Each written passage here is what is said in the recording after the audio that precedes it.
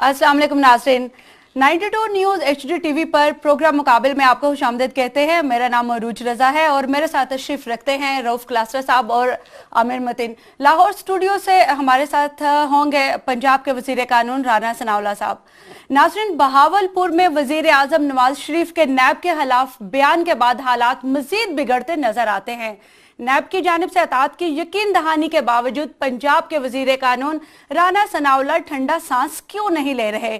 कौन से बिजनेसमैनों के गिर्द घेरा तंग होने पर वजीर आजम नैब के ऊपर इस कदर तप गए हैं? आज के प्रोग्राम में इस मौजू पर तफसील से बातचीत होगी। ये हमारी पहली स्टोरी है और अगर प्रोग्राम में हमारे पास टाइम बच गया तो हम एक और स्टोरी आपके साथ शेयर करेंगे। वो है शदीद तनकीद के बाद पीपल्स पार्टी ने हकीकी अपोजिशन की फ्रंट सीट संभाल ली है। आज कौमी असम्बली के इजलास में अपोजिशन लीडर सैयद खुर्शीद अहमद शाह ने हुक्मरान जमात से हाथ दो चार करने का ऐलान कर दिया है। क्या नैब की जानिब से पंजाब में कार्रवाइयों के बाद अपोजिशन जमातें भी हुकूमत से फैसला करने जा रही हैं? प्रोग्राम के दूसरे हिस्से में अगर वक्त हुआ तो इसके ऊपर बातचीत करेंगे, लेकिन सबसे पहले हम प्रोग्राम में खुशामदीद कहेंगे राना सनाउल्लाह साहब को। सर, कैसे हैं आप? जी बिल्कुल ठीक हूँ। सर, मेरा पहला सवाल जो है वो क्लासरा साहब से है। नैब आजकल इतना जेरे बहस या जेरे अताब क्यों है? तीन से मैं और आमिर मतीन भी ये समझने की कोशिश कर रहे हैं इसी प्रोग्राम में बैठ के कि आखिर बेचारी नैब ने ऐसा क्या कर दिया है जिस पे वजीर आजम साहब भी नाराज हैं, हमें राना सनाउल्लाह साहब भी, उनको मैं सुन रहा था कल से भी, आज भी सुन रहा था, वो भी बरहम है। मुझे तो नैब का कोई कसूर समझ में नहीं आ रहा। अगर ईमानदारी से पूछे, इतने अच्छे बच्चे, इतने अच्छे लोग, इतने डिसेंट शरीफ अकाउंटेबिलिटी करने वाले मेरा ख्याल दुनिया में आपको कहीं नहीं मिलेंगे जितने नैब के मिले हुए हैं।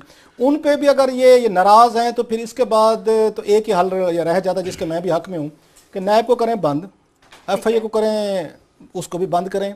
क्योंकि मुझे याद आ रहा है कि आज जो बात की है उन्होंने, उनके वज़ीर आज़म साहब की, मैं अभी एक उनका शॉट देख रहा था, मेरा ख्याल हमारी कुलीग आसमा शिराजी के शो में चल रहा था, जिसमें मियाँ साहब ने ये फरमाया है कि उनका ये कहना हमारा एहसाब जो है ये आके अवाम करते हैं। ठीक है, ये वो स्लोगन था, मुझे याद है, जो वज़ीर आज़म यूसुफ गिलानी साहब का बड़ा पॉपुलर स्लोगन था जब उन्होंने नैब को बंद करने की कोशिश की थी। और वो तो एक थोड़ा सा उसका एक हल भी बताते थे। वो कहते थे हमारा एहसाब जो है या तो अवाम कर सकती है इलेक्शन में, या अगर बहुत ज्यादा आप लोग इसरार भी करते हैं और बच्चे की जान लेने पे तुल भी गए हैं तो फिर हमारी जो पब्लिक अकाउंट्स कमेटी है ना, वो हमारा हिसाब कर सकती है, आप लोग हमारा नहीं कर सकते। उनका मशहूर ज़माना कॉल था। और इस पर मियां नवाज शरीफ साहब जो हैं उन्होंने कई जलसों को भी खिताब किया है, जिनकी मेरे को वीडियो भी मौजूद हैं, जिसमें आपको याद होगा शहबाज शरीफ साहब ने भी कहा था कि हम इनको घसीटेंगे, इनको यहाँ पे इनके पेट से पैसे निकालेंगे। मियाँ साहब ने कई दफ़ा जलसों में उन्होंने तकरीरें की, उन्होंने कहा जनाब कि ये पैसा इन्होंने लूटा है, हम वापस लेके आएंगे। सो अब जो चीज़ मुझे उसमें सिमिलर लग रही है कि मियां नवाज शरीफ साहब भी 8 साल बाद तो यूसुफ गिलानी वाले स्टाइल में उन्होंने भी कहा है कि जनाब हमारा हिसाब जो है वो अवाम कर सकती है। उन्होंने पब्लिक अकाउंट्स कमेटी भी दरमियान से गायब कर दी है। पब्लिक अकाउंट्स कमेटी दरमियान से गायब कर दी। आमिर साहब, आप क्या कहेंगे? अब कौन करेगा एहतसाब? अवाम? सिर्फ पब्लिक अकाउंट कमेटी सिर्फ दरमियान में से गायब नहीं हो गई कि ये जो जमहूरियत का जो सिस्टम होता है जिसमें चेक एंड बैलेंस होता है, इस तरह के तमाम इदारे जो ना किसी तरीके का चेक रखते हैं, जिन्हें हम रेगुलेटरी बॉडीज़ कहते हैं, वो उन तमाम के ऊपर जो है ये मसला है कि या तो वहाँ पे फेवरेबल अफराद आते हैं या फिर जो है ना उनके यहाँ या फिर वो पोस्ट खाली रखी जाती है जिसमें इसमें तमाम आ जाते हैं। स्टेट बैंक भी आ जाता है, इसमें अकाउंटेंट जनरल आ जाता है, AGPR आ जाता है, इसके अंदर जो है स्टॉक एक्सचेंज के जो मॉनिटर करते हैं, नेपरा टेपरा, ये अल्फाज मेरे नहीं है वैसे, बाय द वे ये प्राइम मिनिस्टर साहब के हैं। तो हम भी राना सनाउल्लाह साहब को इसीलिए बुलाया, हम भी समझना चाहते हैं कि ये जो पूरे मुल्क में इस वक्त जो है ना अफवाहें फैल रही हैं। कोई कहता है कि जनाब ये मियां मोहम्मद मंशा साहब को बुलाया गया था, और शायद सनाउल्लाह साहब को मैं सुन रहा था, राना साहब कहीं कह रहे थे कि 3-3 घंटे बुलाया जाता है, क्या आया उनके बारे में है। कुछ लोग कह रहे हैं कि जनाब ये LNG के ऊपर जो शायद खकान अब्बासी के जो बात चल पी है उस पर वो जला गए हैं। कुछ लोग कह रहे हैं कि जी वो कर्जों का जाती केस आ गया, वो है। दरमियान भी आज सारा दिन खबरें चलती रही कि जी ऑरेंज लाइन के ऊपर जो है ना वो पकड़ा गया बंदा, तो उस पे है। तो हम इनसे समझना चाहेंगे जो इशू मेरी नज़र में जो आया है वो ये नहीं है कि ये स्टेटमेंट आई है, प्राइम मिनिस्टर की एक जुलाट थी, एक बहुत ज़्यादा गुस्सा था जिसको हम समझना चाह रहे हैं कि वो क्या है। मगर लास्टली मैं सिर्फ ये कह दूंगा कि जो क्लासर साहब कह रहे हैं ना कि ये प्राइम मिनिस्टर जो है ना वो कहते हैं कि जनाब एक दफ़ा इलेक्शन में आ गए हैं ना, तो ये पुराना तरीका कह रहा है कि पूछे ना कोई, बिल्कुल। ये मैं समझता हूँ कि मियाँ साहब जब लास्ट टाइम 97 में हुकूमत थी उस दौर में ऐसा ही था कि जनाब एक दफा आ गए हैं तो लोग सिर्फ एहतसाब हमारा अवाम अगले इलेक्शन में 5 साल बाद पूछेंगे। मैं ये कहता हूँ कि दरमियान में टाइम्स हैव चेंज्ड, इस वक्त ना दुनिया बदल गई है, दरमियान में एक चीज है इलेक्ट्रॉनिक मीडिया, वो आ गया और लोग कह रहे हैं एक के पब्लिक ओपिनियन इंपॉर्टेंट हो गया है, दूसरा कह रहे हैं कि दरमियान में भी 5 साल के 2-4 दफा हमें हल्का हल्का कभी कभी बता दिया करें कि ये जो आप चीजें कर रहे हैं वो क्यों कर रहे हैं। बिल्कुल ठीक है, राना साहब को प्रोग्राम में शामिल करेंगे। सर आपसे पहला सवाल है कि अचानक 2.5 साल के बाद आपको और आपके प्राइम मिनिस्टर को नैब से आखिर इतनी शिकायत क्यों हो गई? देखिए, मैं इस सिलसिले में ये गुजारिश करूँगा, मोहतरम कलासरा साहब जो हैं बड़े बेबाक जो है वो सहाफ़ी हैं, मतीन साहब भी माशाल्लाह बड़ा जो है वो इल्म रखते हैं। देखिए, इस मुल्क में जो जितने भी सेगमेंट ऑफ सोसाइटी है या जितने भी लोग हैं, सिर्फ सियासतदानों का नहीं, सबका एहतसाब जो है वो होना चाहिए और हर एहतसाब का जो है वो तरीक़ाकार बहरहाल ऐसा होना चाहिए कि किसी के साथ जो है वो यानी बिला वजह जो है वो किसी को तंग नहीं किया जाना चाहिए।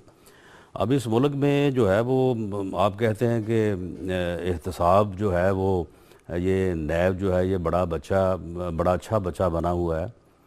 देखें, वो अगर बड़ा अच्छा बच्चा बना हुआ है या उसको बनाने की जो है वो कोशिश की जा रही है, तो इस मुल्क में क्या ये सारी बातें जो है ये सिर्फ सियासतदानों के मुतल्लिक़ ही हैं या ये हुकूमत वक्त के मुतल्लिक़ सिर्फ इसलिए हैं कि सियासी अदम इस्तेहकाम पैदा किया जाए और मुल्क जो है वो अगर खुदा करके आगे बढ़ने लायक हुआ है तो उसको जो है वो फिर रोक दिया जाए? क्या ये कोई दोबारा अब धरना सियासत से कोई अलहदा किसी अमल को जो है वो शुरू करने की जो है वो कोशिश की जा रही है? और अगर एहतसाब नैब ने करना है तो सबका करना चाहिए। यहाँ पे ऐसे लोग भी हैं कि जिन्होंने करोड़ों अरबों रुपया का जो है वो काला धन इकट्ठा किया और अब धन इकट्ठा करने के बाद जो है वो उन्होंने चैनल बना लिए हैं और उन चैनल के ऊपर उन्होंने बड़े बड़े तगड़े बंदे बिठा दिए हैं और उसके बाद कोई उनकी तरफ ज़रा देखे ना तो फिर उसके बाद पता चलता है कि फिर वहाँ पे जो है वो होगा क्या। तो देखिए, बात यह है कि इस मामले में सबके साथ जो है वो एक जैसा सलूक होना चाहिए और किसी को भी बैठ के ये नहीं समझ लेना चाहिए कि जो मैंने किया है वो किसी को नहीं पता और मैं जिसकी चाहूँ पगड़ी उछालूँ, जिसकी चाहूँ मैं उसकी टांग खींचूँ। मैं हुकूमत वक्त जो है उसके ख़िलाफ़ जो मुबालगा राई हो सकती है वो मैं करूँ क्योंकि ये मेरा हक़ है और उनका ये फ़र्ज़ है कि वो सुने। देखिए, इस तरह से जो है वो मामलात जो है वो आगे नहीं चलते और इस तरह से मामलात को चलना भी नहीं चाहिए। जो बात वज़ीर-ए-आज़म साहब ने की है उसमें यानी उस बात को आगे से भी काट लें, पीछे से भी काट लें और उसके बाद उस बात को आप अगर पेश करें तो ये इंतहाई नामुनासिब है। वज़ीर-ए-आज़म साहब ने कहा है कि नैब को और ज़्यादा ज़िम्मेदाराना रवैया अपनाना होगा, ज़िम्मेदारी से काम करना होगा। व्हाट इट मीन कि वज़ीर-ए-आज़म साहब ने इस बात की तस्दीक की है कि नैब जो है वो ज़िम्मेदारी से काम कर रहा है लेकिन उसे मज़ीद ज़िम्मेदारी से जो है वो काम करने की जो है वो ज़रूरत है। मैंने जो बात की है जिसको आगे से भी और पीछे से भी काट के बयान किया गया, ज़रा मेरी बात सुन लें। देखें, आप तीन हैं, मैं एक हूँ, तो मैं बात जल्दी खत्म, क्योंकि हमने आपको प्रोग्राम में रखना, लंबी आपसे बात होगी, मैं बात जल्दी खत्म कर देता हूँ। नहीं प्लीज आप चलें। अच्छा जी सर। जी, मैं जो मेरी बात है, देखें, अगर यानी नैब ने जब कराची में या किसी और हिस्से में या किसी और जमात पे जब उन्होंने कार्रवाई शुरू की थी तो किसने रोका था उनको? वो जब कराची में उन्होंने शुरू किया था वो पेशावर में भी कर लेते, कोयटा में भी कर लेते, लाहौर में भी करते, मुल्तान में भी करते, फैसलाबाद में भी करते, रावलपिंडी में भी करते। अब अगर उन्होंने एक जगह पे शुरू किया है और उसके बाद मुसलसल मीडिया पर बैठ के भी और इधर उधर पे भी उसके ऊपर ये तनकीद की जाती है कि जी नैब क्या कर रहा है, नैब वहाँ क्यों नहीं गया, नैब फलां जगह क्यों नहीं गया, फलां पार्टी को क्यों नहीं पकड़ा, फलां सियासतदान को क्यों नहीं पकड़ा। अब अगर इस तनकीद से नैब जो है वो मुतासर हो और मुतासर हो के सिर्फ बैलेंस करने की खातिर जो है कि जी हमने एक जगह पे किया है तो लिहाजा तनकीद हो रही है, मीडिया प्रेशर आ रहा है, और मीडिया प्रेशर में बहुत सारे काम होते हैं, यानी मीडिया प्रेशर में हमारे अदारे जो हैं वो राणा बहुत साहब, सारे sorry, मामलात आपको में interrupt कर रहे हैं, जो यहाँ है पे वो वक्त हो कुछ गया, एक चीजों को छोटे से करने से ब्रेक का, बाज ब्रेक के आते बाद हैं जब वापस और आएंगे कुछ तो चीजों को जो है वो आपसे करते हैं। दोबारा तो अगर गुफ्तगू का इस आगाज करेंगे।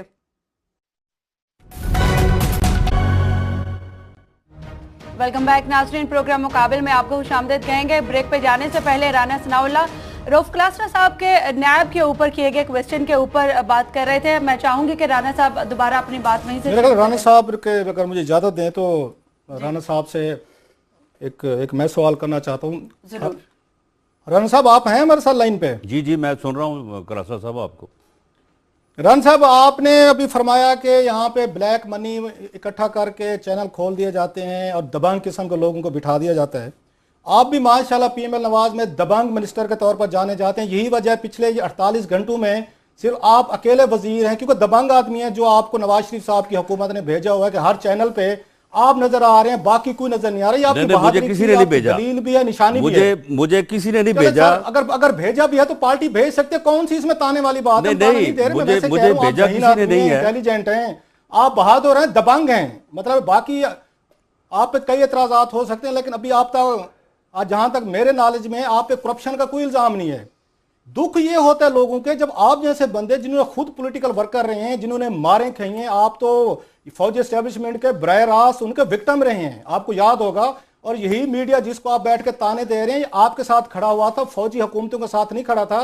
जब आप पे तशद्दुद हो रहा था, आपके साथ ज्यादती हो रही थी, तो मीडिया का बहुत बड़ा तबका जो आपके साथ खड़ा था, आपके हक में लिख रहा था। और मियां नवाज शरीफ साहब पाकिस्तान छोड़ के चले गए थे, आप जैसे पॉलिटिकल वर्कर बहादुरों को उन्होंने अकेले छोड़ दिया था। मारे भी खाओ, जेलें भी भुगतो, अपने साथ आपने जो तशद्दुद करवाने करवाओ, मैं तो जदा बैठा हूं, मैं ये आपको भी पता है। अब दूसरी बात यह है, ये किसने रोका है? अगर मैं काला धन अगर इकट्ठा कर रहा हूं, सर मुझे पकड़ लें, आपके पास एजेंसीज हैं, आपके पास FBI है, आप कार्रवाई करें, कोई नहीं रोकेगा। और दूसरे जिन लोगों ने, अब हम भी तो एक काउंटर बात कर सकते हैं, आके जिन लोगों पे मनी लॉन्ड्रिंग के इल्जाम आते हैं सर, नैब को जिन्होंने कन्फेशनल स्टेटमेंट दिए हुए हैं, जब आज उन पे हाथ पड़ने की बारी आती है तो आप बैठ के आप भी नाराज हो जाते हैं, फिर मियां साहब भी नाराज हो जाते हैं। तो ये तो फिर अगर आप समझते हैं कि मीडिया में ऐसी चीजें हो रही हैं, आप ना शुरू होने दें, आप लाइसेंसेज ना दें, आप लोगों की पहले इनकम को चेक करें, आप हमारे अकाउंट्स उसके बाद चेक करें, हम टैक्स देते हैं नहीं देते, रिटर्न भरते हैं नहीं भरते। तो ये तो मेरा ख्याल थोड़ा सा अनफेयर कॉमेंट है आपका। देखिए रऊफ क्लासरा साहब, बात ये है कि मीडिया ने अगर उस दौर में जो है वो वर्कर्स की बशमूल मेरे, अगर उन्होंने जमहूरियत के लिए जो है वो मीडिया ने फ़ाइट की है या मीडिया ने जो है वो साथ दिया है, तो मैं नहीं समझता कि मीडिया में किसी जो है वो ओनर ने या प्रोपराइटर ने साथ दिया। वो आप जैसे लोग थे, वो सहाफ़ी थे, वो यानी सहाफ़त की जो है वो की लाइन में जो है वो वर्कर थे और उन लोगों ने जो है वो साथ दिया। वो लोग आज भी जो है वो खरी और सच्ची जो है वो बात कर रहे हैं। लेकिन मैं ये अर्ज़ कर रहा हूँ कि देखें, ये बात एक बात जो है, उस बात को इस अंदाज से जो है वो करना कि सियासी अदम इस्तेहकाम पैदा करने की जो है वो कोशिश की जाए, तो मैं समझता हूँ कि ये मेरा भी, और मैं तो आपका भी समझता हूँ और मतीन साहब का भी समझता हूँ और मोहतरमा का भी समझता हूँ कि आप लोग पहले पाकिस्तानी हैं, पहले आप इस मुल्क से कमिटेड हैं, उसके बाद फिर किसी भी और जगह पे आपकी जो है वो कमिटमेंट होगी, तो हमें उस चीज़ को जो है वहाँ पे उसको जो है वो चेक करना चाहिए। अच्छा राना साहब, आपको याद होगा, आप पॉलिटिकल वर्कर हैं, जिसलिए आपसे ना हमेशा बड़ी अच्छी बहसें रहती हैं, चाहे हम किसी और चैनल पे हूँ, यहाँ पे हूँ, आप पॉलिटिकल वर्कर हैं, अच्छे और मुश्किल सवाल फेस भी करते हैं, अगेन मैं कहूँगा दबंग बात भी करते हैं। लेकिन मुझे एक बात समझाएं सर, आज आप लोग कहते हैं कि नैब की कार्रवाइयां ये यकतरफा हैं, गलत हैं, प्रोसेस ठीक नहीं है। आपको याद होगा आसिफ अली जरदारी पे $60 मिलियन का जो उन पे स्विस बैंकों में स्कैंडल था, केस था, वो तो आप लोगों ने बनाया था। आज आपके नैब ने जाके कह दिया हमारे पास तो फाइल ही नहीं है। क्या आप लोगों ने, मियां नवाज शरीफ साहब ने कोई जरदारी साहब से उन्होंने माफी मांगी कि हमने आप पे 97, 98 में हमने खत लिखा था, उस वक्त फारूक साहब थे जो अटॉर्नी जनरल, कि कहा गया था जरदारी साहब की जो जायदाद है पाकिस्तान से लूटी की हमें दें। आपने केसेस बनवाए, बेनजीर भुट्टो वहां अपेयर होती रही है, बहुत सारी उनके रेड वारंट्स आपने जारी करवाए। आज नैब ने कहा है अदालतों में हमारे पास सबूत भी नहीं है, फाइलें गायब हो गई हैं। तो क्या आपकी हुकूमत ने कभी जरदारी साहब से छोटी सी भी माफी मांगी कि हमने गलत केसेस बनाए, नैब ने गलत कार्रवाई की, आपको 8 साल हमने जेल में रखा? कोई फॉर्मल अपॉलॉजी की गई ताकि हम ये मान सकें कि नैब गलत काम करता रहा है? ये तो आपकी हुकूमत का केस था, स्कैंडल था। देखिए कलासा साहब, बात यह है कि आपने जिस केस की जो है वो बात शुरू की है, अब उसके ऊपर एनआरओ हमने तो नहीं किया था, हम उस एनआरओ का जो वो हिस्सा नहीं थे। लेकिन मैं आपसे ये बात करूं कि अगर हम इसी झगड़े में पड़े राणा रहे। साहब, उस एनआरओ को सुप्रीम कोर्ट ने नल एंड वैलिड करार दे दिया था, आप केस उसको इनिशिएट हो गया था दोबारा। लेकिन ये उसको सुप्रीम कोर्ट ने उठा के बाहर फेंक दिया था एनआरओ को सर। लेकिन जरदारी साहब पे केसेस दोबारा शुरू हुए। आपके दौर में नैब ने जाके अदालत को कहा कि हमारे पास डॉक्यूमेंट्स नहीं है, हमारी फाइलें गुम हो गई हैं। जरदारी साहब बरी हुए उस स्कैंडल से। लेकिन बात यह है कि अगर आप एक मामले को क्या ये नैब को फिर जो है ये नैब को बेहतर करने की ज़रूरत नहीं है कि यानी ये क्या जवाब बनता है कि 25 साल पहले अगर एक ट्रांजैक्शन हुई है और उस ट्रांजैक्शन को अगर किसी आदमी ने सरमायाकारी की है, अगर आज आप उसको मुलजमों के कटहरे में बिठाएं, उसको दो घंटे वेटिंग रूम में बिठाएं, उसके बाद फिर इंटेरोगेशन का प्रोसेस करें, अगले दिन अखबार में खबर भी दें, उसकी फैमिलीज के फ़ोटो भी छपवाएं और उसके बाद जो है वो आप 2 महीने 3 महीने बाद फिर निकले कुछ भी ना। ओ भाई, अगर आपने ये 25 साल बाद ये मामला उठाया तो फिर बीच में से कुछ निकालो ना। ये कासम ज़िया मेरी पार्टी से नहीं है, लेकिन मेरा वो क्लीग रहा है। अब जब उसको पकड़ा था तो कहा कि जनाब पता नहीं इस जितना करप्ट आदमी जो है ये पूरे पाकिस्तान में नहीं है और इससे पता नहीं क्या कुछ निकलेगा। उसके बाद फिर क्या हुआ उसका, यानी उसके बाद 30 दिन बाद या 60 दिन बाद जब उसको जो छोड़ दिया गया, आप मुझे ये बताएं कि क्या कासम ज़िया जो है उसकी पॉलिटिकल रिप्यूट जो है वो कभी बहाल हो सकेगी? और बाद में जो है उसको वो पता नहीं क्या वो कोई कासिम ज़िया ने पैसे क्यों वापस किया अगर वो बेगुनाह थे? नहीं राणा साहब, एक बात सर, आप इसे एग्री करेंगे, आप वकील हैं खुद, आप खुद लॉ प्रैक्टिस करते रहे हैं, मुझे ये बताएं फिर कासिम ज़िया ने पैसे क्यों वापस किए? उन्होंने प्ली बार्गेन क्यों करके किए? अगर वो बेगुनाह थे वो डट जाते कि मैंने नहीं किया ये करप्शन, मुझे जेल में डाल दें। कासिम ज़िया ने तो पैसे वापस किए।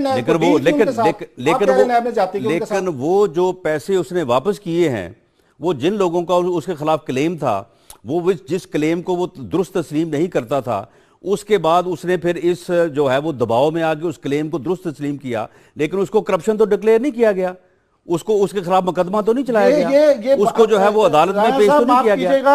यानी बात नहीं कलासा साहब, बात ये है कि अगर कासम ज़िया को हथकड़ियां लगा के अदालतों में पेश करने किए बगैर ही ये काम करवा दिया जाए तो क्या ये बेहतर नहीं था? मियां मनशा को जो है वो 10 मरतबा आगे वहां पे बिठाने के बाद आप मुझे बताएं कि फिर यहाँ पे कोई सरमायाकारी करेगा, कोई आएगा यहाँ पे इन्वेस्टमेंट करने? सर मुझे एक बात बताएं राणा साहब, ये प्रिविलेज मसला मैं बताऊं कि वहां इसराइल के वजीर आजम को 18 महीने सजा हुई है सर, कल से उन्होंने जेल भुगतनी शुरू कर दिए। तो इसराइल में तो किसी ने नहीं कहा कि आप उनके साबिक वजीर आजम को जेल भेज दिया, 18 महीने सजा शुरू हो गई है, उनका पॉलिटिकल सिस्टम भी खतरे में नहीं आया, वहां पे किसी ने प्रिविलेज क्लेम नहीं किया, वहां किसी ने नहीं कहा जी हमारे वजीर आजम को जेल में डाल दे, सिस्टम खतरे में। पाकिस्तान में क्यों प्रिविलेज क्लेम कर लिया जाता है, हथकड़ियां क्यों लगाई गई हैं? आपने vice chancellor Bahauddin Zakia university थे, अगेन अभी उन पे चार्जेस नहीं, उन पे प्रूव हुए, उन पे तो आपने ख्वाजा अलकमा जो है, ख्वाजा अलकमा को जलील करके हथकड़ियां लगा के अदालतों में पेश किया गया, घसीटा गया, उस पे तो कभी एतराज नहीं किया आपने, एहतजाज भी नहीं किया। चले जब सबूत आएंगे, सजा होगी, आपको कासिम ज़िया का बड़ा आपको दुख हो रहा है। नहीं बात कासिम ज़िया की नहीं है, बात ये है अगर कासिम ज़िया को भी जो है वो 90 दिन बाद उसको गुनाहगार करके उसके खिलाफ चलान अदालत में पेश किया जाता तो मैं बिल्कुल कहता कि ठीक है, ठीक ही है, अदालत आगे फैसला करे कि वो गुनाहगार या बेगुनाह है। अब जो अलकमा साहब हैं उनके खिलाफ चलान अदालत में गया है, अब अगर अदालत उसको बेगुनाह करेगी तो मैं बिल्कुल कहूंगा कि जनाब ये ज्यादती है। आप मुझे ये बताएं कि क्या नैब के चेयरमैन ने 2 हफ्ते पहले उसने ये कहा नहीं है, उन्होंने अपने बंदों के खिलाफ एक्शन नहीं लिया कि ये लोग जो हैं ये ब्लैकमेलिंग कर रहे हैं, ये ब्लैकमेलिंग करते हुए पकड़े गए और मेरा ख्याल उनको डिसमिस फ्रॉम सर्विस किया है। यानी नैब में इस्लाह की जरूरत है, सारी नैब में बेहतरी की गुंजाइश है। हमारी अर्ज भी सुन लें। जी फरमाएं। अच्छा राणा साहब, आमिर मतीन का भी क्वेश्चन ले लें। हाँ जी राणा साहब, मैं सिर्फ ये आपसे 2-4 चीजें पूछना चाह रहा हूँ और सिर्फ ये है कि पूरी सुन लीजिएगा प्लीज बात, हमारे पास बड़ा लंबा टाइम है। प्ली बार्गेन का मैं ये जरूर कहूंगा कि प्ली बार्गेन का मतलब यही होता है कि वो आदमी एक्सेप्ट कर रहा है कि उसने वो कसूरवार है, उसके बाद वो मान रहा है और आप कह रहे हैं कि जनाब वो कसूरवार नहीं है। मुझे लॉजिक समझ नहीं आती, पर मैं आपने जो 2-3 बातें की है ना आज अभी थोड़ी देर पहले, उस पर बात करना चाह रहा हूँ। आपने कहा कि जनाब सबका एहतसाब होना चाहिए। यहाँ तो उल्टा केस है कि सारी जो अपोजिशन पार्टियां हैं, पीपल्स पार्टी और सारे लोग ये कह रहे हैं कि जनाब वो भी यही कह रहे हैं कि हमारा ही सिर्फ एहतसाब हो रहा है। आपका तो आज तक करप्शन के केसेस में कोई भी बंदा PMLN का मुझे नहीं याद पड़ता कि कोई मेजर बंदा कभी जेल में गया हो। उनके बहरहाल जैसे कैसे भी हैं फिर भी जाते रहे हैं, पहली बात। और जब आपकी बारी आती है तो आप कह रहे थे कि पंजाब में नैब आएगी, आपका अपना बयान है तो हम देख लेंगे कैसे आएगी, पहली बात। दूसरी मेरी ये सुन लें कि आपने 2-3 दफ़ा ये जिक्र किया कि जनाब हमारे खिलाफ गैर इस्तेहकामी फैलाई जा रही है। तो हमारा तो ये इंप्रेशन है कि जनाब ये जब से जनरल राहील ने ऐलान किया है कि वो रिटायरमेंट ले रहे हैं तो हमें तो लगता है कि बड़ा इस्तेहकाम आ गया। मैं ये समझना चाह रहा हूँ कि ये आपका ओवर कॉन्फिडेंस है कि ये मामला अब सब ठीक हो गए हैं कि आपने नैब को भी झाड़ना शुरू कर दिया, सबको झाड़ना शुरू कर दिया, या आपके पास कोई इंफॉर्मेशन है कि जनाब कोई खतरा है हुकूमत को या कुछ वो है कि या आपके खिलाफ केसेस आ रहे हैं।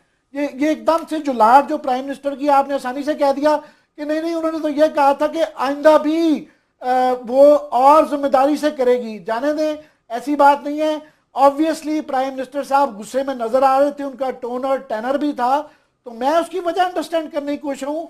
दोबारा रिपीट करता हूँ, ये कोई ओवर कॉन्फिडेंस है हालात का कि आप बहुत ताकतवर हो गए हैं या आपको कोई खतरा है?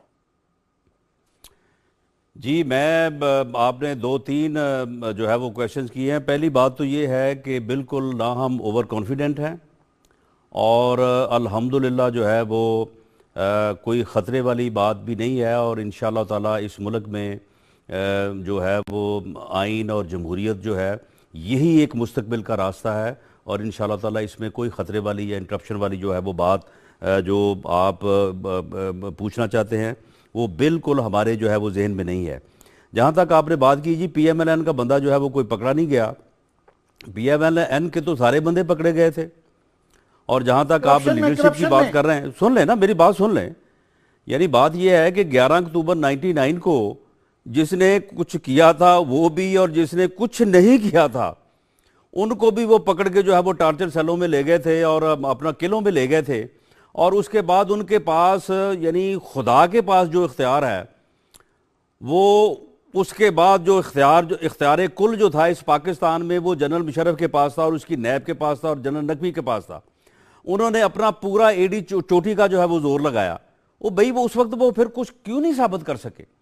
वो साबित करते कि जनाब ये जितने भी अपना जो है आज अगर ये कहा जा रहा है कि शरीफ फैमिली के पास जितना भी सरमाया है वो सारा उन्होंने हुकूमत में रह के बनाया है, तो क्या ये बात लोग भूल जाते हैं कि 1971 में 72 में यानी स्टील मिल जो है ना वो या तो मुल्कों की होती है और या फिर अगर प्राइवेट सेक्टर में थी तो ये इत्तफाक फाउंड्री थी।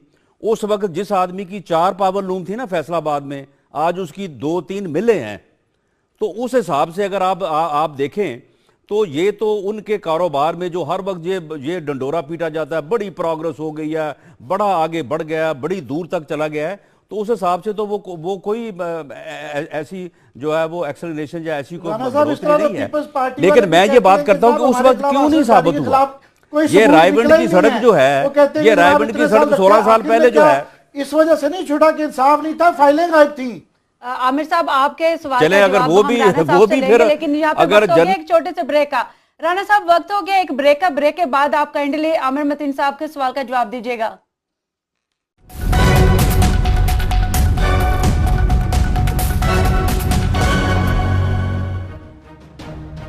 वेलकम बैक नाजरीन। प्रोग्राम मुकाबिल में एक मरतबा फिर आपको खुशामदीद कहेंगे और आज प्रोग्राम मुकाबिल में हमारे साथ हैं राना सनाउल्लाह जी। रऊफ क्लास्टर साहब। राना साहब, एक आपकी बातों से जो मुझे लग रहा है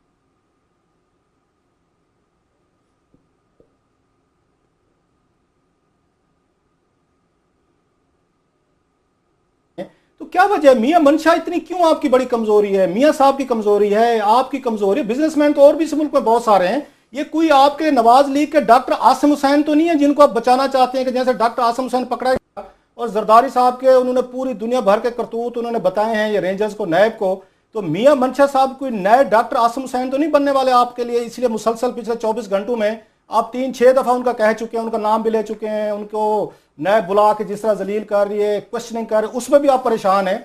बाकी बहुत सारी गिरफ्तारें हुई हैं, बहुत सारे लोग पकड़े गए हैं। वह उन्हें मियां मंशा, उसको क्यों इतना आप लोग आप उससे डर रहे हैं? अगर नैब ने कोई कार्रवाई की, कुछ स्केल्टन्स हैं, कुछ लगता है आपको कहीं राजो न्याज, कोई गुफ्तगू एमसीबी की सेल, उसमें कोई आप क्यों खौफजदा है मियां मंशा साहब की इंक्वायरी से? सर आप क्लासा साहब, अगर आप मेरी बात पे यकीन करें तो PMLN की तरफ से या गवर्नमेंट साइड से मेरे अलावा जो है ये किसी ने बात मियां मंशा के मुतल्लिक नहीं की, नंबर 1। नंबर 2 ये है कि ये बात मैंने आज सुबह जब मैं असम्बली इजलास में जा रहा था तो वहाँ पे जो हमारा बाहर प्रेस का जो मीडिया का इंतज़ाम होता है वहाँ पे मैंने जो है ये बात एक मरतबा की है।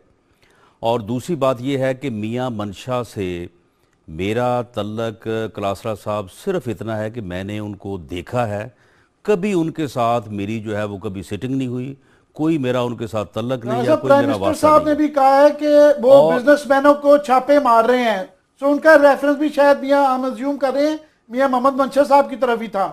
देखिए, बात यह है कि इस किस्म के वाक़यात जो हैं वो मियां मंशा के अलावा और लोगों के भी मामलात हैं, और आफ्टर इन्वेस्टिगेशन, आफ्टर इंक्वायरी 90 दिन या उससे भी ज़्यादा अरसा जो है बाद में बाकायदा सर्टिफिकेट इशू होता रहा है और करती रही है नैब, और किए हैं कि जनाब आपके ज़ुम्मे तो कुछ नहीं था, तो बिल्कुल आप हर चीज़ जो है ना वो ड्रॉप कर दी गई है। देखिए, बात यह है कि मियां मंशा जो है वो उसकी ज़ात मकसूद नहीं है। बात यह है कि इस मुल्क में इन्वेस्टमेंट की ज़रूरत है, इस मुल्क में प्राइवेटाइजेशन की भी ज़रूरत है, इस मुल्क में अदारों को जो है वो चलाने की भी ज़रूरत है।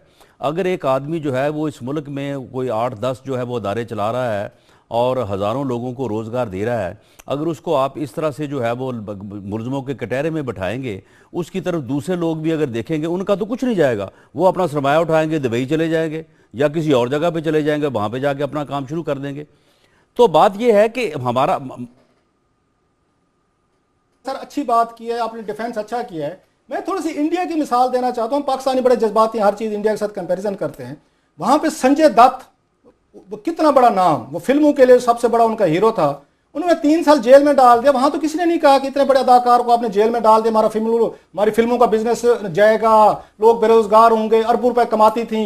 उन्होंने सलमान खान जैसे बंदे को, जिसकी 6 बिलियन रुपीज़ की एक मूवी बिजनेस करती है, उन्हें सलमान खान को उन्होंने, आपको याद होगा, सजा देती थी उसको, अदालत अभी भी वो जमानत पे हैं। वहां तो किसी ने नहीं कहा कि हमारी फिल्म इंडस्ट्री तबाह हो जाएगी, यहाँ पे वर्कर्स आपका बेरोजगार हो जाएगा, हमारे सिनेमा हाउस यहाँ पे ये खाली हो जाएंगे। बल्कि उन्होंने तो ये कहा है कि जितना बड़ा बंदा होता है, सेलिब्रिटी होता है, आपका बिग गन होता है, अगर वो क्राइम करेगा तो उसको ज्यादा सजा दी जाती है ताकि दीगर लोगों को इबरत हो। यहां तो आप एक आर्गुमेंट ले रहे हैं क्योंकि मियां मंशा साहब जो हैं वो जॉब्स देते हैं, वो टैक्स देते हैं, लिहाजा उनको बिल्कुल एक तरह की खुली उनको छुट्टी होनी चाहिए। इंडिया में तो मैं आपको 2 मिसालें दे रहा हूं। संजय दत्त बहुत बड़ा एक्टर, उसका बाप आपको पता है कांग्रेस का उनका वो रहा है, उनका मेंबर रहा है, और Salman Khan again a celebrity big gun. वहां पे ये बहसें क्यों नहीं होती? इसराइल में वजीर आजम को जेल हो जाती है, 18 महीने परसों हुई है, वहां भी कोई वहां पे बात नहीं। ये पाकिस्तान में सियासतदान क्यों इतना सेंसिटिव है? बिजनेसमैन क्यों प्रोटेक्टिव फील करता है? नहीं, ये मियां मोहम्मद मंशा और नैब और अदालतों के दरमियान में है, आप उनका डिफेंस क्यों दे रहे हैं? नहीं, देखिए क्लासरा साहब, बात यह है कि ये जो दोनों केसेस की आपने बात की है, इंडिया की और इसराइल का जो आपने हवाला दिया, उसके ऊपर तो मेरा कोई नॉलेज नहीं है, लेकिन ये इंडिया के जो दोनों केस आपने उनका हवाला दिया है, ये दूर के डोल सुहाने होते हैं। आप उस केस को पूरी तरह से उसको जो है वो आप उसको परसू करें कि उनको जेल में जब उन्होंने डाला तो उसके बाद फिर लोगों ने कहा, वहां पे भी लोगों ने यही बातें की जो यहाँ पे हो रही हैं। और उसके बाद आप मुझे बताएं कि संजय दत्त को कितनी आप बार, एक मिनिस्टर हैं, सुन लेना, आप एक सूबाई वजीर हैं, वजीर कानून है, आपकी बात करने में, आम आदमी की बात करने में जमीन आसमान का फर्क है। आप रियासत हैं, आप कानून हैं। मैं आपको इंडिया के ये मीनिंग रखता है, आम आदमी कह दे। नहीं, सुन ले, मैं इंडिया के जो दूर के डोल सुहाने ना जिसकी आप तारीफ कर रहे हैं, आप बताएं मुझे संजय दत्त को कितनी दफा, कितने महीनों के लिए, हफ्तों के लिए बाहर निकाला गया कि जाओ जाके अपनी फिल्में मुकम्मल करो? सलमान खान को कितनी दफा जो है वो बेल दी गई है? बात ये है सर, कि आप वहां मियां पे मनशा साहब को फैसिलिटी दे उन्होंने दीजिएगा सजा कल भी को। दी है, अपना काम भी चलाया ये है। फैसिलिटी सर मियां मनशा को आप दे दीजिएगा कि जनाब आप जाएं बैरून मुल्क विजिट करें, दोबारा आ जाएं, आप कुछ दिन आप भी ये फैसिलिटी दे दीजिएगा। एक दफा प्रोसीडिंग मुकम्मल होने दें, कुछ सजा लेकिन तो होने दें सर इस मुल्क बात ये है कि रिहा कर लीजिएगा। बात ये है कि अगर मियां मनशा के खिलाफ कोई चीज अगर प्रूव होगी तो बिल्कुल आप मुझे उनका दिफा करता नहीं पाएंगे। लेकिन मेरा ये बात कहना मेरा ये कहना है कि प्रूव होने से पहले जो है किसी आदमी को जब तक कि वो गिल्टी प्रूव ना हो, उस आदमी की रिस्पेक्ट का उसका एहतराम किया जाना चाहिए, वो कोई हो, वो मैं हूं, आप हो, कोई और हो। खुद ही कह रहे हैं कि जनाब 25 साल पुराना केस है, वो इसीलिए प्रूव नहीं होता कि जब टाइम आ जाता है तो आप कहते हैं जी अब पुराना केस हो गया है, अब वो फैसला होने पे आ रहा है तो आप फैसला नहीं होने दीजिए। माफ कीजिएगा, नहीं 25 साल बाद फैसला होना है उसका। जब ये नैब शुरू किया था ना, देखें इसकी इन्वेस्टिगेशन की पहली जो बंद इसी आर्गुमेंट पे की थी कि जनाब ये इन्वेस्टमेंट नहीं आएगी। ये यहाँ पे चले मतीन साहब मेरी बात फिर एक नोट कर बावजूद भी अभी कौन सी इन्वेस्टमेंट आ रही है? नहीं मतीन साहब मेरी आर्गुमेंट के इस वजह से कि इन्वेस्टमेंट ना उसमें बचाने वाला argument, it doesn't make sense. Matin साहब मेरी बात आप लिख लें, मेरी बात नोट कर लें। अगर आप ये समझते हैं कि इस तरह से एहतसाब होगा 25 साल पुराना, तो मेरी ये बात लिख लें कि ये नहीं होगा, ये हो नहीं सकता। जब आप एक बात होती है 2005 से शुरू करें, 2005 वाले कहते हैं 1995 से शुरू करें, 1995 वाले कहते हैं 1985 से शुरू करें, 1985 वाले कहते हैं 1947 से शुरू करें। ओ भाई मैं तो कहता हूं, हम तो कहते हैं कि आप आज से शुरू करें, हम हुक्मरान है ना, आप हमसे शुरू करें। ये जो पिछला 60 साल ये फिर ना करने वाली बातें हैं, ये फिर लोगों को तंग करने वाली बातें हैं और ये ना करने वाली बातें हैं। इस तरह से अगर एहतसाब इस मुल्क में होना है तो फिर जिस तरह से होता आ रहा है वो इसी तरह से होगा, फिर इसका खुदा ही हाफिज है। नहीं रन सब कौन करेगा? यू आर इन गवर्नमेंट, आप करने को तैयार नहीं है। आप भी उस पे आप नैब पे अटैक करते हैं, पीपल्स पार्टी नैब पे करती है, FIA पे करती है, अदालतों पे करती है। आप तो बिल्कुल चाहते हैं गलियां होंजन सुनिया तो मिर्जा यार फिरे, तो मिर्जा यार कैसे फिरे सर? आपके सवाल का जवाब जो है राणा साहब से लेते हैं, लेकिन यहाँ पे वक्त हो गया। लास्ट आपके लिए एक पॉइंट छोड़ के जाता हूँ कि आप खुद कानून है, आप कानून बना लें फिर नैब का कि जनाब इतना पुराना केसेस जो है ना उसको नैब टच नहीं करेगी। जब एक चार्टर आपने बना दिया जैसा कि भी है उसके मुताबिक उनको चलने दें। ये क्या बात हुई कि जी जनाब इतना पुराना केस नहीं लड़ा जा सकता? वक्फे के बाद आपसे इससे पूछेंगे। वक्फे के बाद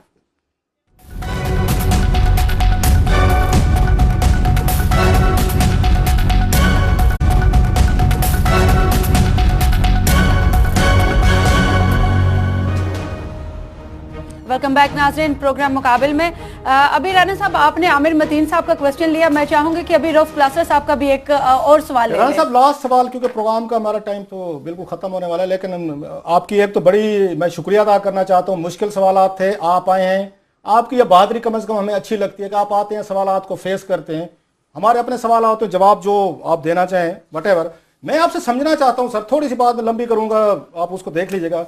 हमने एक स्कैंडल ब्रेक किया आसमा अरबाब का, जो ये वजीर थी और उसके मियाँ भी वजीर थे पीपल्स पार्टी दौर में, कि $25 लाख उन्होंने चाइनीज कंपनी से उन्होंने लिया, कमीशन लिया एक ठेके में, और लंदन में 4 उन्होंने फ्लैट्स उन्होंने खरीदे।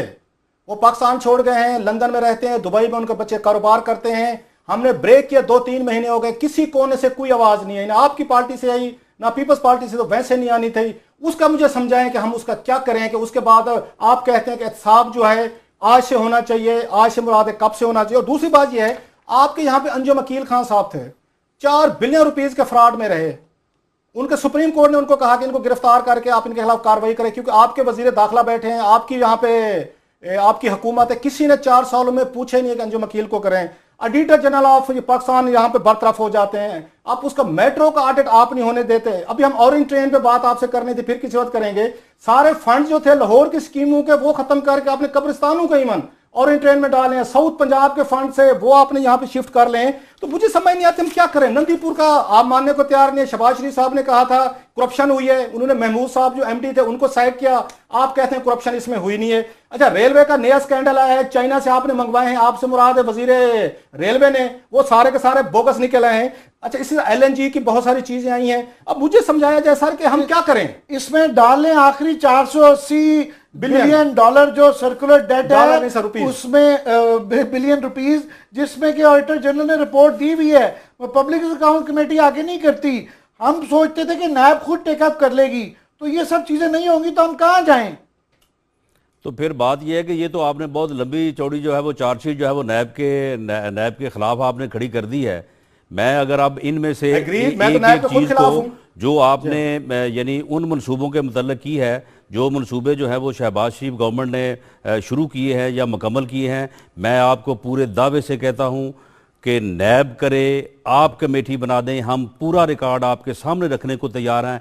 एक आपको रुपए audit की भी नहीं होने गवर्नमेंट दे रहे लेवल सर, के ऊपर आपने करके मेट्रो का साबित हो, audit करवाया तो हम आपने। ना सिर्फ इसके जवाब बाद देंगे किसने बल्कि करना है? राणा सियासत साहब, हम ये करने तो का हमें डराने हक वाली नहीं बात है। है। प्राइम मिनिस्टर भी धमकियां दे रहे हैं, आप भी धमकियां उनको दे नहीं, रहे हैं। धमकियां वो देखें, बेचारे तो तरले अगर करके आपने उसकी ये इतनी press बड़ी release कर रहे चार्जशीट हैं। खड़ी की आज भी है, मुल्तान में तो देखें बात ये है कि PTV पे फिर चल रहा नैब जो था है, कि वो कह नैब रहे को हैं कि दुरुस्त जनाब करने की हमने ये जरूरत बात है या नहीं नहीं, की थी। नैब को स्ट्रेंथन करने की जरूरत है या नहीं, नैब को बेहतर बिल्कुल करने की है, जरूरत है या नहीं। कानून बनाए ना, धमकियों से तो ना तो करें। भाई नहीं, अगर आप बात यह है कि अगर आप पूरी बात वज़ीर आज़म की सुने, ये तो ना करें उसमें कि कोई जनाब धमकी ये नहीं नैब है। अगर पंजाब में आएगी तो उन्होंने उनकी टांगें तोड़ कानून देंगे। बनाने की बात की है, उन्होंने कहा है कि इसको बेहतर किया जाएगा, उन्होंने कानूनी तरीके का जिक्र किया है उन्होंने, और उन्होंने ये भी कहा है कि मैंने नैब के चेयरमैन से जो है वो बात की है।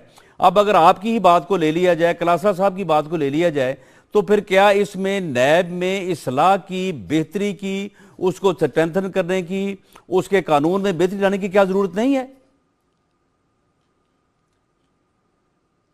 नहीं, हम तो खुद मैं कहते हैं। एक मिनट आमिर साहब, लास्टली थोड़ा सा, क्यों प्रोग्राम का बात खत्म। राना साहब ये बताएं, मियां नवाज शरीफ साहब इस वजह से नाराज तो नहीं है नैब से कि नैब ने इनको प्रोसिक्यूट किया था और 40 करोड़ रुपए इन पे जुर्माना हुआ था जो हमजा शहबाज शरीफ साहब ने जमा करवाया, ये पुराने गुस्से तो नहीं निकल रहे? मियां नहीं, साहब को वो भी सजा हुई नाराज थी, है 40 ही करोड़ नहीं। रुपए पहली पेमेंट बात की तो थी ये है अपने कि वो समाज में। नाराज है ही नहीं, और वो नैब और इस नैब में जो है ये खुशी में प्रेस कोई कॉन्फ्रेंस और की लोग उन्होंने थे, सर। ये कोई और लोग हैं, उनका गुस्सा इनके ऊपर नहीं उतर सकता। और वैसे मैं ये आपको बता दूं कि नैब ने मियां नवाज शरीफ साहब को कोई जुर्माना नहीं किया था, जो वो अदायगी हुई और थी सर वो हमजा शहबाज के जमा करे हुए चेक्स की कापियां हैं, नैब को बकायदा पार्लियामेंट में रिपोर्ट पेश लेकिन हुई है सर। वो अगर आपको जुर्माना knowledge नैब का होगा, नहीं था। ये काशिफ अब्बासी के शो में हम साबित कर चुका हूं मैं। नहीं ये कागज दिखा चुके हैं, ये काफी दफा बहस हो चुकी है, ना पड़े इस चैलेंज में। नहीं, चैलेंज में की बात नहीं है। वो जो है वो जुर्माना था, वो जो फैसला हुआ हमजा था शहबाज शरीफ साहब ने ऑन बिहाफ ऑफ इत्तेफाक फैमिली एंटी टेररिस्ट कोर्ट नैब को जुर्माना वो पे टेररिस्ट किया कोर्ट का था। फैसला था। चले अब आप मुझे ये इसका भी बताएं कि फैसला अगर था, नैब ने जुर्माना हुआ था। मियां साहबान के शरीफ फैमिली के सारे केसेस को जो है वो सुन के उसके बाद उन्होंने जुर्माना करके तो फिर मामला खत्म कर दिया, फिर खत्म हो गया मामला। यानी ये तो साहब जो था अगले वो हफ्ते खत्म आप हो हमें गया। दोबारा टाइम दें। राणा साहब आप हमें अगले हफ्ते दोबारा टाइम दें, आपसे गप करके, आपसे डिबेट करके, बहस करके। मेरा ख्याल है हम भी एजुकेट होते हैं, व्यूअर्स भी होते हैं। इतना शार्ट, हालांकि 40 मिनट आपसे बात होती है, लेकिन अभी भी लगता है बहुत सारी तशनीकी रह गई है। हमें को अगले हफ्ते का दोबारा टाइम दे, फिर जी दोबारा मोस्ट गपशप वेलकम होनी चाहिए इंशाल्लाह आपसे नेक्स्ट मेरा वीक ख्याल आप है जब दोबारा। आप कहेंगे आप बहुत शुक्रिया सर आपका, आपने बनाएं मैं ज्वाइन प्रोग्राम, किया और मैं हमारे इंशाल्लाह बड़े थोड़े से तलक सवालों का बड़े अच्छे तरीके से आपने जवाब दिया। Thank you very much. Thank you जी। जी मैं सिर्फ एक जो है ना, ये जो आर्गुमेंट होता है ना कि जनाब ये मुशर्रफ साहब ने भी आगे यही लिया था, उनको जब ये शुरू किया था नैब, जिस पे हम बड़े इतराज़ात करते हैं, तो यही कहा गया था कि जनाब अगर इनको पकड़ेंगे ब्यूरोक्रेट्स को और पॉलिटिशियंस को, तो ये इस मुल्क में इन्वेस्टमेंट नहीं होएगी, ये भाग जाएंगे सारे। इसी तरह ही रोका गया था। और अभी एग्जैक्टली मुशर्रफ की बहुत ज़्यादा मुखालफत करते हैं, मगर एग्जैक्टली वही आर्गूमेंट है। मैं ये ज़रूर आखिरी 2 मिनट में कहना चाहूँगा क्लास साहब कि ये जो इन्वेस्टमेंट है ना, ये यकीन करें इन चीज़ों से नहीं रुकती है। ये हमारे जो यहाँ पे तबका है पूरा ये मुखय्यर हज़रात का, ये पले ही लाइसेंसों के ऊपर, एग्जम्पशंस के ऊपर, प्राइवेटाइजेशन के ठेकों के ऊपर हुए हैं। ये जनरली पैसा कमाया ही नहीं गया। मैं एक बात बताना चाहता हूँ, मुझे भी नहीं पता कि कितना टाइम हमारे पास 3 मिनट है अभी है मेरा ख्याल है। लास्ट 3 मिनट है, आप बात अगर इस सारा कुछ करने के बावजूद या तो ना फॉरेन इन्वेस्टमेंट बड़ी ज्यादा आ रही हो, आप और मैं कल परसों 2-3 दिन से लगे हुए हैं कि टोटल जो है $62 मिलियन की टोटल इन्वेस्टमेंट आई हुई है। ये इस समय में स्टेट बैंक की रिपोर्ट है। तो वो वैसे ही नहीं आ रही इन्वेस्टमेंट, तो जब ऐसे नहीं आएगी तो क्या फर्क पड़ेगा? कम से कम मुल्क का निजाम तो ठीक हो जाएगा। मैं थोड़ा सा बताना, मियां मंशा साहब जो कमजोरी है ना, मियां मंशा साहब को आपको याद होगा जब नवाज शरीफ साहब वजीर आज़म बने थे, पहला दौरा जो इन्होंने चीन का किया था, तो मंशा साहब अपना जेट लेके गए थे और किसी वक्त में उसमें चेक कर लें कि उस जेट में कौन कौन से शाही खानदान के बच्चे थे। शहबाज शरीफ साहब भी थे, उनके साहब ज्यादा मैं आपको उनकी क्लोजनेस बता रहा हूं। और ये सिर्फ मियां मंशा साहब जो हैं सिर्फ कोई मियाँ नवाज शरीफ साहब के साथ उनकी कोई न्याजमंदी नहीं है, उनकी जरदारी साहब के साथ भी थी। ये इनके अब अंदाजा करें कि मियाँ मंशा साहब जो हैं उनका जो बरखुरदार है वो आपकी सुई अब नॉर्दर्न गैस के बोर्ड में शामिल है और उन पे बड़े सीरियस इल्जामात लगते हैं, चार्जेस कॉन्फ्लिक्ट ऑफ इंटरेस्ट के, कि कैसे एक्सटेंशन जो है माजी में मियाँ मंशा जो हैं सुई नॉर्दर्न गैस के लोगों को दिलवाते रहे हैं क्योंकि वो उनको मदद करते थे वहां पे। सो बहुत सारे ह्यूज इंटरेस्ट इन्वॉल्व हैं। इसीलिए मैंने कहा कि मुझे खतरा यह है कि अगर मियाँ मंशा के पे हाथ डाला ये नया डॉक्टर आसिम हुसैन बनेगा। इसलिए थोड़ा सा बचाने के लिए जो धमकियां भी दी जा रही हैं, उनको रोकने की कोशिश भी की जा रही है। तो ये सरमायादारों की तरफ जो इशारा था लास्ट ये वीक कह दूं कि ये मियां मोहम्मद साहब के मंशा साहब के पास ये मौका है कि अदालतों में केस है वहां से या तो क्लियर हो जाएं, मगर ये केस एक्चुअली मियां मोहम्मद मंशा साहब पे अकेले नहीं है। चार्जेस ये हैं कि प्राइम मिनिस्टर नवाज शरीफ ने अपनी पहली हुकूमत में उनको बैंक जो दिया वो शायद सही नहीं था, सो वो केस अगेंस्ट मियां नवाज शरीफ है। अच्छा, दूसरा देखिए मतलब हमें कहते हैं सबूतों के बाद राना मशहूद जो है वजीर तलीम, उनकी वीडियो सामने आ गई पैसे लेते हुए, उनको किसी ने नहीं पकड़ा यार। उसके बाद क्या इस मुल्क में सबूत चाहिए? एक मेरी बात माने, लास्ट कमेंट आपने शायद क्लोज करना होगा कि ये ब्लैक मनी वाली जो बात की है ना राना साहब ने, मैं उनसे इसलिए एग्री करता हूँ, ये डॉक्यूमेंटेड इकोनॉमी नहीं है। इस मुल्क में सिर्फ 8 लाख लोग जो हैं अपने जराए आमदन वो डिस्क्लोज करते हैं, रिटर्न्स फाइल करते हैं। बिल्कुल। तो बाकी तो इस मुल्क में कोई, यहाँ जिसके पास पैसा है वो दुबई खरीदे, वो लंदन खरीदे, वो पूरी दुनिया खरीद सकता है। लेकिन यहाँ पे प्रोग्राम का वक्त खत्म हो गया। नाज़रीन, मुझे उम्मीद है कि आज के मुकाबिल से आज आपकी मालूमात में काफी हद तक इजाफा हुआ होगा। आपसे फिर मुलाकात होगी अगले हफ्ते। अपना बहुत सारा ख्याल रखिएगा। अल्लाह हाफ़िज़।